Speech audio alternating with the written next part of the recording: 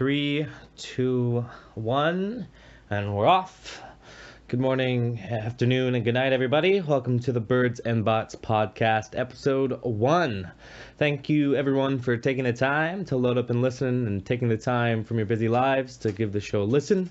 Today, in our first podcast, I'm introducing my roommate, Kier Tucker. Our first section of this podcast will be based around some background information, starting with me, and I'll move on to him. I'm Michael, as some of you may or may not know and listening before.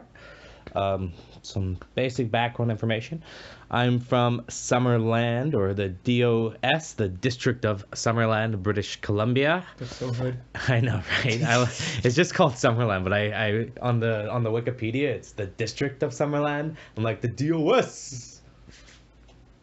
DOS side. DOS side. DOS side. I'm a fifth-year political science, econ, and history major, and that's up here at TRU, or Thompson Rivers. Today I'm sharing this event with my roommate Care. He's been my roommate for about 2 years since I met him, and I'll kind of leave the reins off to him. Yo, what's good? So my name is Kair, and I've been living with this guy for like 2 years now. Mm-hmm. And freaking fuck this guy. I'm just kidding. I love you, man. It's all good, brother. It's all good. Yeah, so I guess I'll kind of lead the podcast in a way, just kind of let it go. So I'll kind of steer us. Yeah. So I guess since you're my guest, I'll start it off with, what are you studying at TRU? I am studying marketing. Nice. I was in India. I did my BBA. I got my bachelor's in business administration. You know, the typical kind of go get it kind of thing. And then after that, I was like, let's come to TRU and study marketing, just because, well, I didn't really know what else to do. And I wanted to come abroad, come to Canada, and I got into TRU. So I was just like, let's do it. That's pretty much why I'm here. And it's awesome here. I plan to live here, stay here, definitely visit back home once in a while, but... Where are you, where's your actual home city? It's in Gujarat. Is that the west? I don't really know shit about India. It's okay. Honest, but yeah, I think it's in the west or east or something. That's cool. Is it a huge city? My city in India? Like, I guess in Canadian sense, it'd probably be huge. Bigger than Kamloops, that's for sure. Yeah. No, I grew up in New York too, so I think that was the biggest city I've ever lived in. I was there for 12 years, from first grade to 12th grade, so kind of the formative years of my life. Yeah, that's really cool too. Do you remember what primary or elementary or middle school you went to? Yeah, of course. Yeah, of course. Yeah, I mean, so do I. So yeah, go. Yeah. My primary school, I'm repping PS24 from first to fourth grade, PS22 from fifth and sixth. Then East-West School of International Studies. Anyone from East-West listening, shout out to East-West. It's freaking, I know everyone used to bitch about it and hate it, because it was like a new school. It wasn't one of those big ass like Francis Lewis or something. It was like a new experimental school where Asian studies was kind of like the main focus. So Asian studies. Yeah. Sorry, yeah. They had us learn Japanese, Chinese, and Korean. Oh man. Like, that's it. No Spanish, no French. Do you what's the most you can recall, like, name or anything in any of the languages? From Japanese? Yeah, Korean. If you learned, I didn't know you spoke Korean either. I don't. You don't have to learn all three. You pick one. Okay. Yeah. I know you speak well, you don't speak Japanese, but you've learned a little Japanese. I learned Japanese for like 6 years, and honestly, like, I don't remember crap. Yeah. I could be like, konnichiwa, and like, just, I can say what my name is and shit like that, but if you put me in Japan, I'd just be...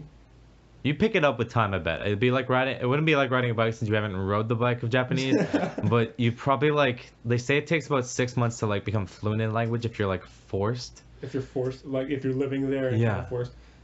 Japanese has a lot of shit. I learned all the alphabets, like the hiragana and the katakana, but then they started throwing up Chinese characters in the mix too. Like, oh, you gotta memorize all these Chinese characters, and then because we use them as kanji. Yeah. I was like, man, I'm not memorizing all that. But just like in our own languages, like, my English is atrocious when you look at, like, grammar and all that. So there's, like, the fluent speech. I feel like in Japan you actually, like, Maybe the Japanese are more disciplined than us in like using their grammar properly, but the actual conversational method, I mean, not like you wouldn't be like grammar pros or No, anything. no. I don't think I would speak like I was taught to in my class, because Yeah. obviously the translation from that is slang and all that, right? Yeah. They're short forms, and I learned some of those, but Do Yeah. you want to go to Japan? Well, I guess I'll do two questions. I'll let you choose which. But do you want to go to Japan since you've learned the language? And what about New York? But we'll start with Japan. I'd always like, I definitely want to go to Japan, and like, even though I don't know the language, I know Mhm. enough. I don't know even know enough. What am I saying? But yeah, I definitely want to go because it's like it's dope. I want to go to Tokyo Yeah. and like explore the volcanoes, Mount Fuji, and Yeah. all Yeah. that. Yeah. Yeah. But it would just be really cool, I think. Do you So there's 5 islands. I'm pretty sure in Japan. There's Hokkaido, um, Kaido, but I think that's actually martial arts. There's the main one. Do you want to be on like the main island, or do you have what are you? You don't know geography well, but besides Tokyo, is there anything else in Japan? And I guess Kyoto maybe. Kyoto, yeah. There's what's that one city? What happens is like Sapporo is that beer city in like the northern island. Does the cherry blossom happen like everywhere? I know it's in certain locations. I know it happen. They have a cherry blossom festival a lot over Yeah. Japan, so I'm sure there's a lot of cities that have it. Hmm. That'd be pretty cool. Yeah, to see like the cherry blossoms and shit. Yeah, even on that, right now we have a cherry blossom candle lit blow. Like actually, Real fruity shit going on. well, it's cherry blossom. It's in French. It's actually called Sorry, I'm moving away from the camera, but in French it's called cerise japonais. Oh, So Japanese like cherry blossom. in Japanese cherries. yeah, in French it's just Chinese. It's cherry Japanese. Cherry Japanese. Yeah. That's the scent we're going with today. Yeah, and then so I guess back to that first question then. New York.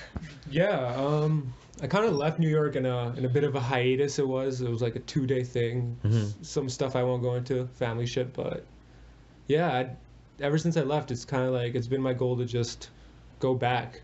And at this point in my life, I don't know if I'd ever live there because Mhm.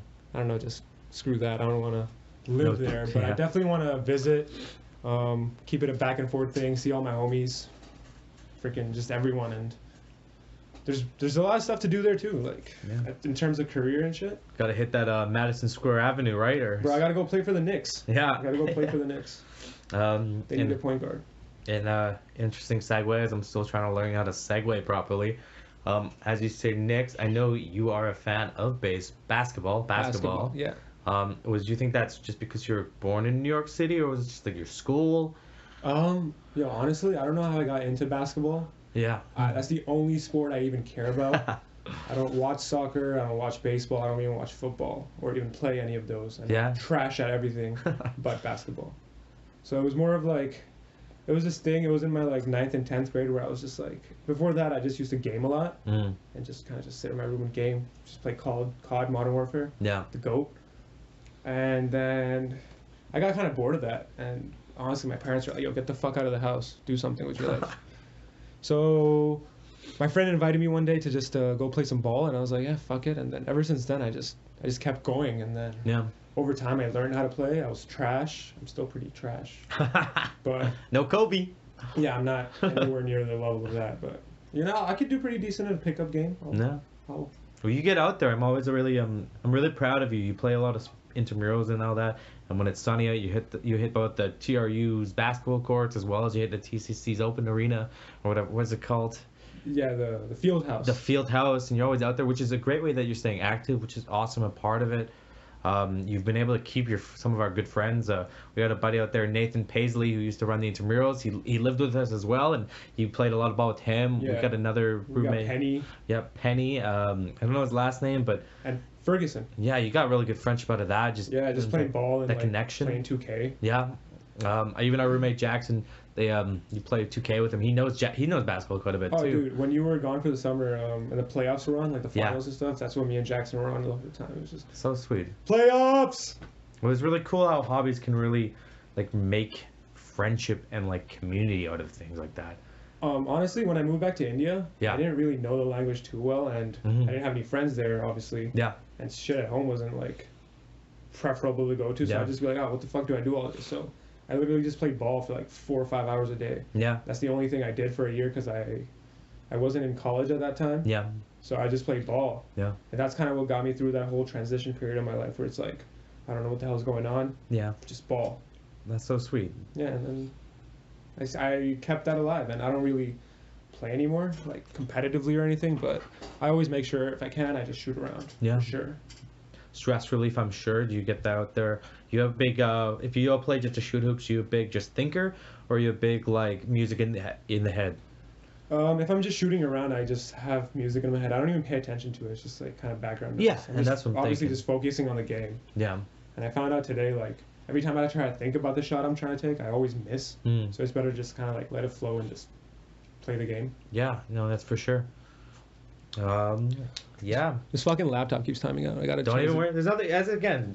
So as we're looking at the moment, just so people in the audience knowing, we have an outline of show notes. I'll be posting them in the video description below. Just kind of information to help us keep going and an idea.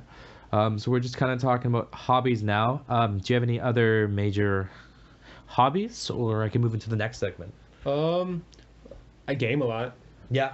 I'm still a gaming nerd, and Your console of choice to the viewers? PS4. Yeah. Fuck Xbox and fuck PC. I know I'm gonna cause a lot of debate. Oh, I don't know. I mean, there'll be important people listening, but you're not gonna like. You're a PC gamer, though, blow right? the world. I am a PC gamer. Yeah. Built my own rig back in my first one in 2012. I used to be an Xbox boy.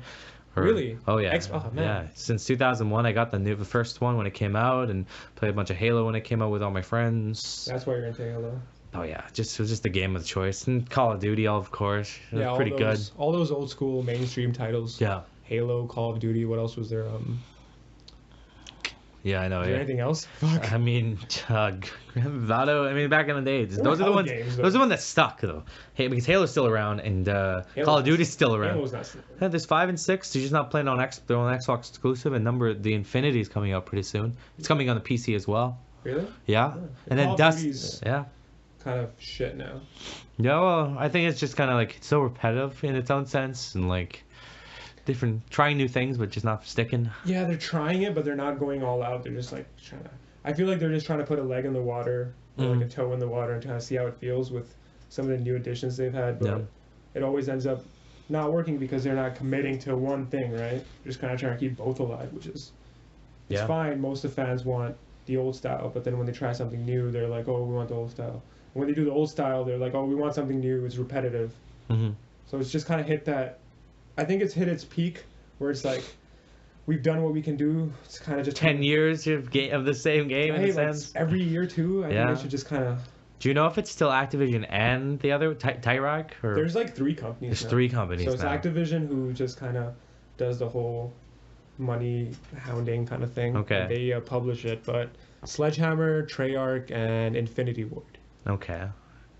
And the one that's coming out now, I believe, is Sledgehammer. Don't Okay. quote me on that. I haven't even heard of Sledgehammer, but I'm so stuck out of it. I don't even play shooters anymore, so I get Yeah, that. my reaction time is not the same. Yeah. And another question I was going to ask while you're thinking of that, and it's like, maybe we're just not that we're old, but like I wonder what like a 14-year-old. I wonder if they're going to be in 10 years like, I wish I could just play the Modern Warfare 4 again. Oh, imagine. I don't know. Because like they remastered it already, like 2 That's years true. ago. So they might have felt that actual feel, or they Yeah. might have just called it slow. And like, what were these old people doing? Who knows? There's this thing I've been noticing, and I've seen a lot of YouTubers talk about it, is that this whole kind of decade is like everyone's trying to get on this nostalgia wave. Mm. You notice how many remastered games are coming out, and like freaking Yeah. movies too. They're remaking everything, and everyone is just like trying to go back to the past. Of like, oh, everything in the past was better.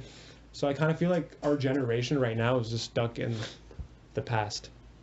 Yeah, I can see that. I had a Hollywood class last year, and my professor kind of explained it in the idea that, in a way, almost all the entertainment industry or mainstream entertainment industry has become what was it called? Too big to fail, in a sense that, like, I mean, in a movie sense, it cost hundreds of millions of dollars. And like even now, the biggest GTA came out. That was $250 million. it's So these insane. AAA titles are so big, and you almost want to make sure. I don't know if it's good or not. It's not good because it's almost like holding us back. But in a lot of sense, these AAA titles are just holding them to make a profit, not because they're so keen to make profit, but they have to make profit because these titles are so big. You can't have a flop of $250 million or anything even the $10 million range. So I kind of get it, but I'm not for it. But that's kind of stopping them for like, I think we'll get into this later in the podcast too, but just like the creative potential, right? It's a hinder on creativity. Where like you have this budget, yeah, sure, you're trying to make a profit, business, I understand that. Get your money, get your bag. But at one point, like, I hate what Activision's doing with COD too. Yeah.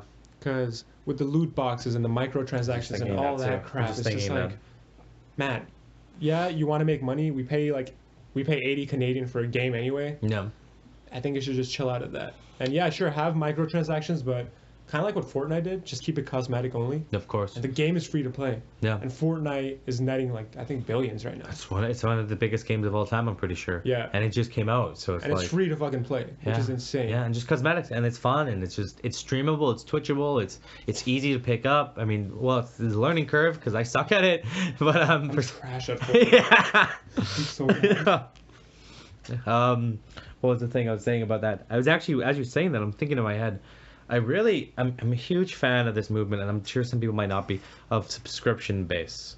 Like, I love Netflix, I'm a huge fan of Spotify, and I'm like, why not a subscription based gaming company? And like, if it helps, it removes the need of worrying about making a profit off every game, and it creates that flow of freedom. Like steadily improving the game, kind of having a set idea. Yeah, but or even just overall, like I'm not sure if it'd be better or not if there was just massive companies, but multiple ones of them. Let's say it's like a Microsoft, Activision is one big one. Any of these big, even Facebook Sony, joining into whatever. it, Sony, and then just subscription to the main company. Just like how there's Hulu and Netflix, there's a bunch of them, and like $10-12 a month. Unlimited game, unlimited download. $10-12 down. That's but unlimited. I mean, you're playing for PS Gold right now, aren't you? Yeah, I'm paying. I think it's like $80 a year. $80 a year, so it's still like $7. So you're still paying. But that's just to play. That's just to access online. But I know one of the big things we do. You play a lot of free games, and that's when you play them. You get 2 a month or something like that. Yeah, Imagine if you had every 2 months. And it's like random games. Imagine if you get an unlimited amount of all in their catalog. Sure, you pay a little bit more, but you got 100 games now in your catalog, or hundreds of games, and you don't have to pay for. Well, you pay for a monthly subscription. When you're really done and you're poor, you drop out. Sure, you don't own the game anymore, but you get to like kind of keep going. But I don't think that would be profitable for the gaming company in a way. It takes 100. If it works for video, why wouldn't it work for games? I guess that's true, but more people tune into video than more people play games. So maybe increasing the costs, $25 a month for games, unlimited. Probably like I'd do $40 a month kind of thing. Yeah, unlimited. Like you could download like Red Dead 2 or God of War, or Spider-Man, and all that. More coming out, and like it also gets rid of that incentive to have to recreate the same video game. You know, if you have an unlimited subscription, you know you have a certain amount of money come in the bank, so your next game could flop and throw it on release. Sure, they don't want that, but they're still making the profit of everyone at once. Right. So you might have more experimental games. You might have more games that actually might like break the mold. Or and like try some new shit. Yeah. I don't want to turn this podcast into a straight gaming one. Dude, bro, I'm loving it though. We're a gaming channel. We'll keep going. That's how gaming channel. Birds and bots, game it up. Sorry about the cough, everyone. I've been sick with the flu and the cold for like a week now. Yeah, you dick, you gave it to me. Yeah, and one of our other roommates brought it back for us. It's been a blast. Yeah. What's next? So, as we're talking about creative ideas, and that's we're pretty creative guys. We're the most creative people we know. One stupid thing when I was drunk saying to my ear and I was in a good mood, I'm like, man, I'm like one of the most creative guys I know. Obviously, I'm not, but in a sense that we're pretty creative guys, and as I lead that segue off, I mean it in the idea of... Okay, I don't know if we're creative guys, but we always try to be, which is, I think, kind of, we may not always be, and we may like, our ideas are like, oh yeah, we have a great idea, but I'm sure everyone has that. Smokes toke and... Yeah, just like, oh bro, I'm like a genius. But no, I think we're always trying to discuss, think outside the box, kind of connect dots that aren't there, but still like... I'm not sure what other people do, obviously, because you can't tell what other people do. But like I've had a lot of friends in my life, and I've known a lot of people, and I've had friends like me and you in this connection we have as a friendship. You know, we have a lot of times where we pause, we stop, We go out for a smoke. We're smokers. It's terrible. But we go out, we smoke. We talk about random things from philosophy to creating content. This podcast came out of the idea of just thinking of how we can increase who we are in our growth of lives and how we can improve our lives. Right. Yeah, and like it's kind of like a big wave too. Everyone's kind of starting I don't know if everyone's starting one, but I know more and more people are listening, and I can just use that as an example for myself. Like, even for you, you didn't listen to podcasts before this summer? You kind of did. I've been listening to podcasts for about 2.5 years, but I didn't think about making one until I really started hanging out with you and doing it. Okay. Yeah, I just got on this wave like a couple months ago, and like it's growing for sure. And why not just ride the wave and start your own? And I think I like your message, how it's like why you're doing it is just kind of to put your thoughts on the paper or on the track, and not necessarily like, of course you want it to go somewhere, of course you want it to be successful and have people listen, but if not, at least you have that as a source for you to look back like 10 years in life. And so what else do you want to do with the podcast? So yeah, I'm even gonna calf read this off so I remember it, but I said that we're catching on this wave of podcasts, but so the podcast to me is kind of like back in the olden days, but at least back a while ago, people used to send letters to their friends, their colleagues, their lovers, and their mistresses and Mr. S's, the male version, I guess. Anyways, sugar daddies. At one point, we've removed the idea of sending letters to each other about how are you doing in your life and then corresponding in that sense. And sure, we text, and sure, we call, and we have these instant communication, but it doesn't have the same weight as a letter. But I think a podcast can have that same amount of weight. And let's say what I'm imagining is, so this is our first podcast, and maybe if I keep doing this years down the line, 5, 10, 15 years, you're on another podcast with me. We've moved to different sides of the country, maybe around the world, and we're talking to each other about stuff like, so what have you been up to? Oh, I'm doing this, I'm got my PhD, or I've started a company, or I'm getting married, and I can't see you because you're living in maybe Australia and I can't come, but like we're getting to hear about each other's lives, right? And then it's like a dialogue between two people. And there'll be more. It's not going to be me and you only. I'm going to try and get this podcast to more people. But of course, I'm both interesting people like you, and then I want to invite my old roommate Nathan Paisley on it. I'm going to invite my other two roommates, Jackson and Wyatt. Well, newer roommate. That's why Wyatt's head's stick in my head right now.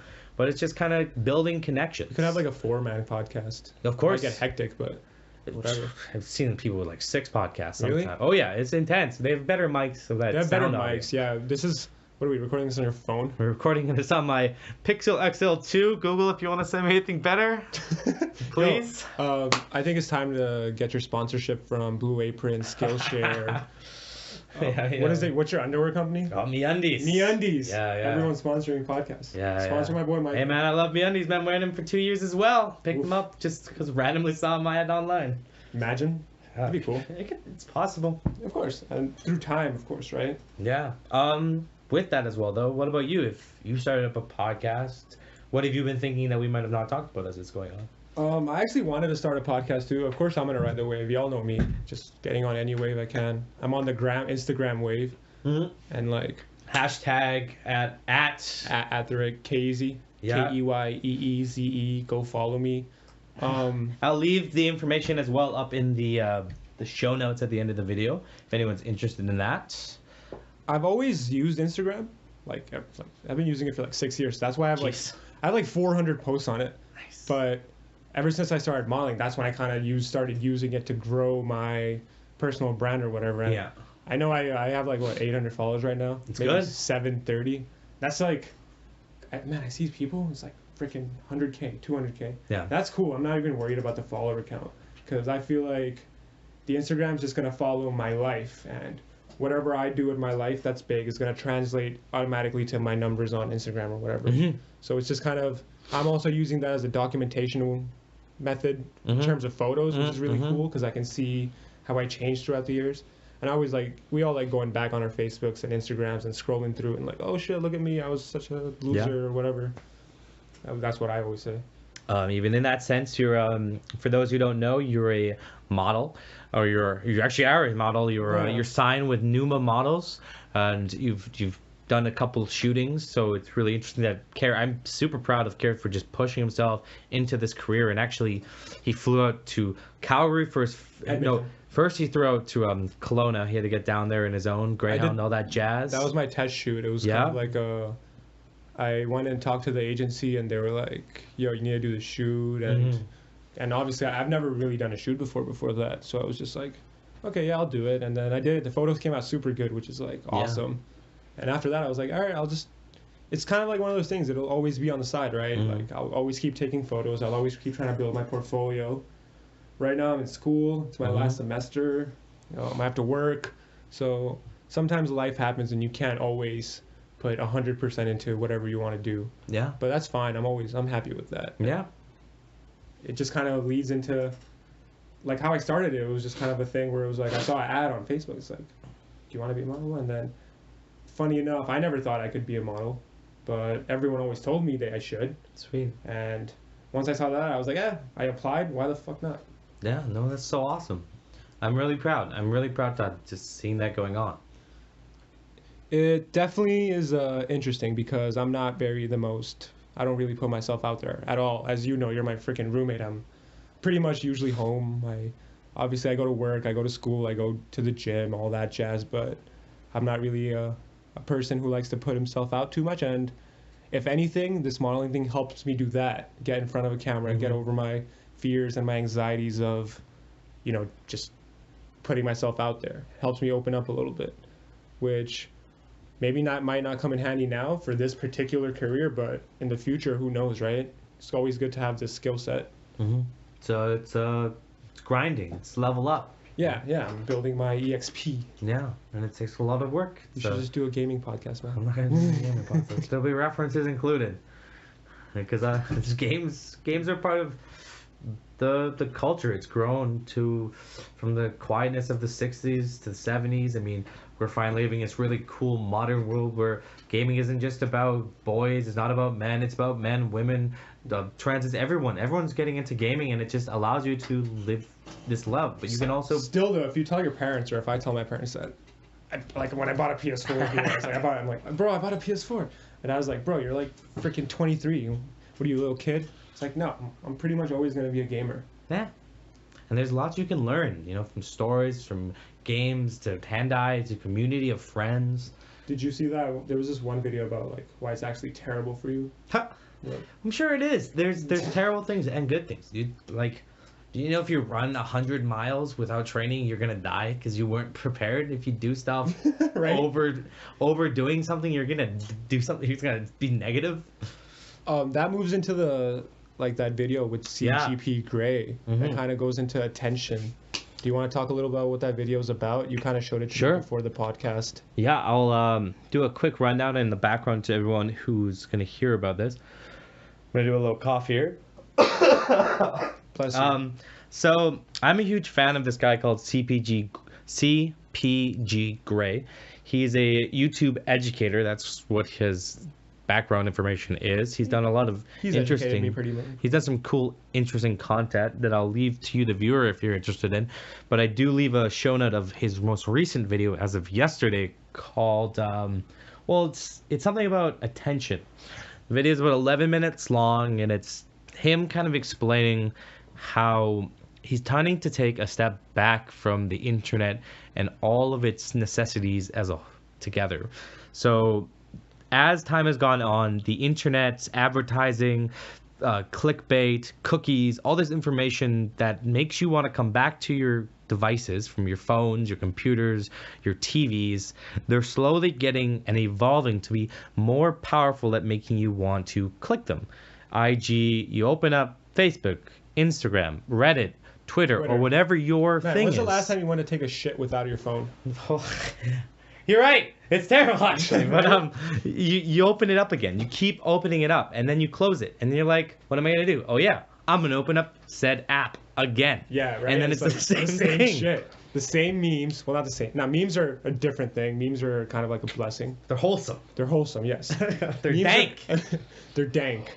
Well, I even actually moved away from memes a while ago because I saw them affecting my mind in this really cynical way. But I don't think that's me. I was finding that for myself. But anyways, the video goes on about we need to find a better way to grow our attention. He talks about how podcasts have started to overtake every aspect of his day. Now I'll leave more information to him of the actual video, but I'm gonna let Kier talk about his thoughts on it, and then I'll talk about my kind of thoughts on it outside of the realm of the video. So the interesting thing is like, yeah, he's totally right too. The internet's kind of taking away everyone's attention. There's been multiple studies on it since like for a while now. It's like it's kind of a known thing that no, the first thing you should do when you wake up is not check your damn phone, which is what honest to God I do pretty much. I freaking just wake up, take like 10 minutes, check Twitter, check Instagram, and honestly, I kind of noticed it once like I started using Instagram more, I started using Twitter more, I started using even YouTube. Even YouTube is a thing like that, where it's kind of just everything's meant to grab your attention because there's so much competition. That's why I feel like it is attention grabbing. That's why I feel like companies do it, because there's a lot of competition. On Instagram, if you want to get noticed on Instagram, there's like millions of people on Instagram with like hundreds of thousands of followers, and you have to stand out. So we're trying to engineer this perfect post pattern or perfect content pattern of grabbing people's attention, but that's actually just taking people's attention from them. If that makes sense. Yeah, kind of.